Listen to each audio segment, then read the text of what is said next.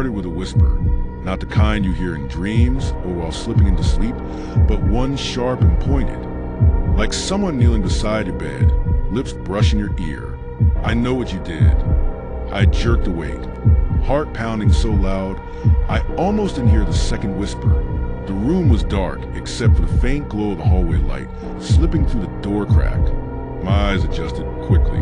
No one. I sat there, pulse hammering, telling myself it had to be a dream. The old building creaked at night.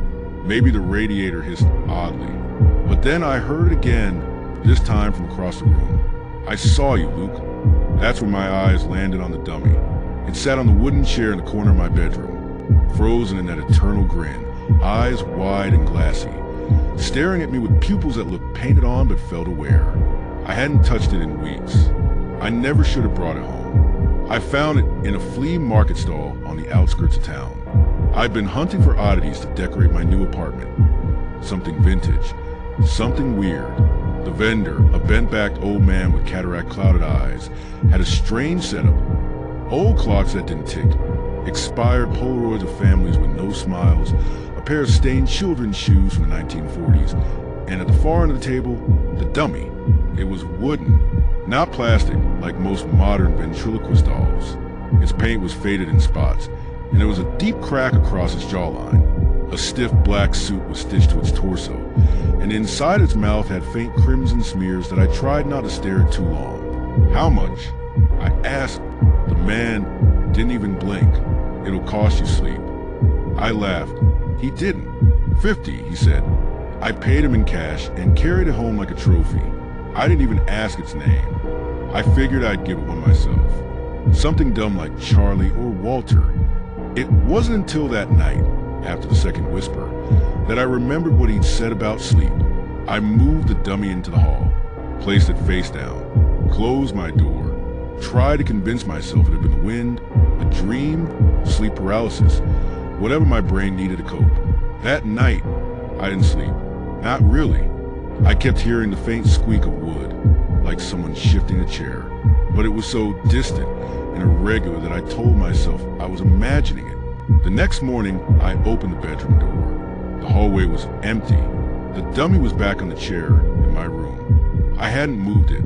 I was sure.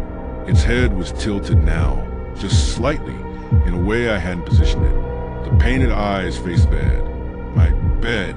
The corners of its mouth, once a simple painted smile, now looked more pulled, stretched like the paint had worked.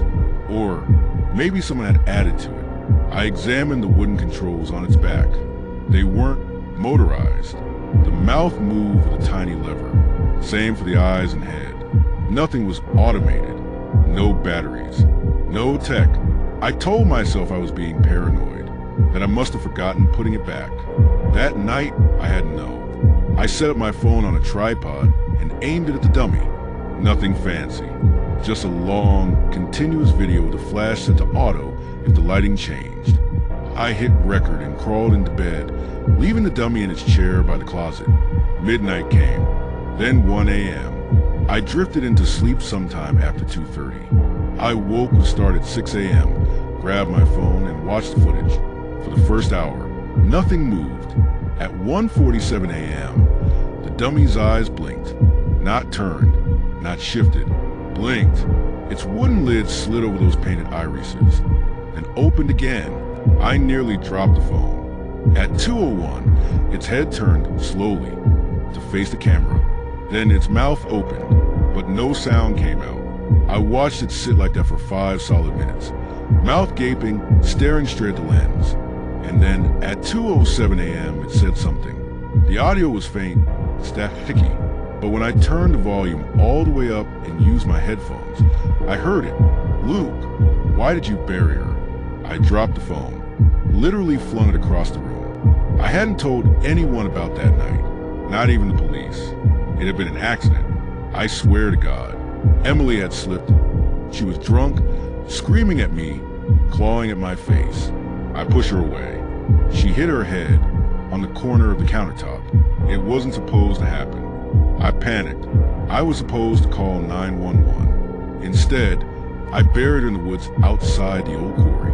That was 2 years ago. I'd live with the guilt, the nightmares, the phantom sounds. Sure, but I was safe. No one had found her. No one knew, until the dummy spoke. I drove out to the flea market the next day. The old man was gone. The stall abandoned, like it had never existed. I asked around. No one remembered a ventriloquist dummy for sale. One woman said she thought the space had been vacant for months. I tried to burn it next, build a fire pit in the backyard, tossed it in and watched the flames lick the air. It screamed, a high-pitched, wooden screech like timber breaking. I nearly jumped into the flames to shut it up. It didn't burn, not a scorch mark. I left it outside. The next morning, it was sitting on the couch, holding my phone. There was a new video on it. It was of me, sleeping, from above, as if the camera had been mounted to the ceiling, looking down at my bed. In the video, my lips were moving, but I was asleep. I scrubbed through until the audio cleared up. I buried her. I buried her. I whispered over and over, smiling. I stopped going to work. I stopped answering texts. My apartment grew dark, foul with mildew and old takeout. I shoved the dummy into a closet, wrapped in chains, locked inside a trunk I bought from a pawn shop.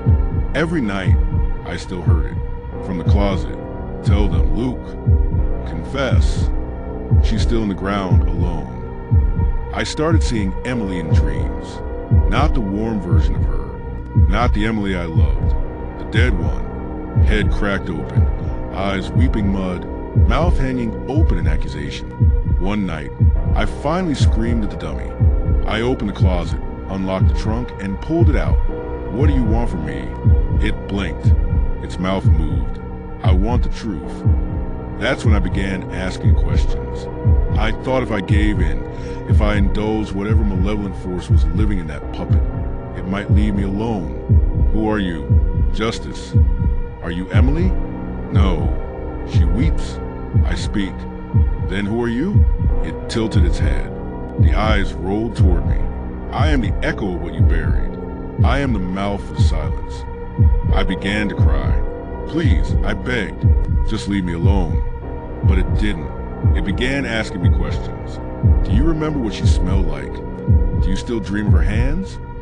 Why didn't you let her live? I stopped sleeping entirely. I began hallucinating at work, seeing dummies in the windows of the break room, catching whispers from beneath my desk. My manager told me to take a leave of absence. I think he saw something in my eyes, something broken. I didn't care. All I could think about was the dummy. I had to end it. I took it to the quarry. At night, the same spot where I buried her. I dug up the earth, hands trembling, and found the old tarp stiff with age. Her skeleton was mostly intact, bones brittle and white in the moonlight. The dummy sat on a nearby log, watching. Are you satisfied? I asked. It shook its head. What do you want me to do? It pointed to the bones. Say her name. I did. Emily. Again. Emily. The trees rustled. The wind rose. I heard a sound behind me. When I turned, the dummy was gone. The police found me the next morning, curled next to the open grave. I told them everything, every last word. They didn't believe a puppet spoke to me, of course. They believed the drugs I'd taken, the paranoia, the guilt. They believed I killed her. They believed I was insane. They didn't believe the video I showed them, because it was gone. The footage of the dummy moving, of my sleep confession of the blinking eyes, it all vanished from my phone. Corrupted, erased. They locked me away, but I still hear it, even in the hospital.